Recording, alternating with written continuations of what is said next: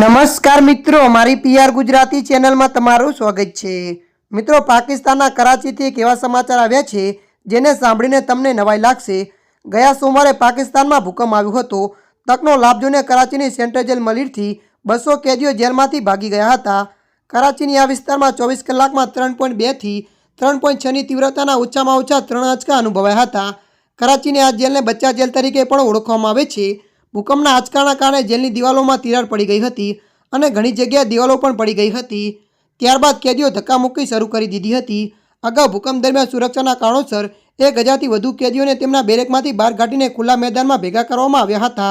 જોકે તક મળતા કેદીઓએ સુરક્ષા ગાર્ડ પર હુમલો કર્યો અને તેનાથી અફરાતફરી મચી ગઈ હતી। કેદીઓએ તેમના હથિયારો છીનવી લીધા અને ગોળીબાર શરૂ કરી દીધો હતો। આ દરમિયાન એક કેદીનું મોત થયું હતું અને જેલ પ્રશાસનના 3 કર્મચારીઓ અને એક જેલ ગાર્ડ પણ ઘાયલ થયા છે। ત્યારે મિત્રો, હાલ માટે આટલું। મળીશું નવી અપડેટ સાથે। જો તમને અમારો વિડીયો પસંદ આવે, લાઇક, શેર અને સબસ્ક્રાઈબ કરી નાખજો। ધન્યવાદ।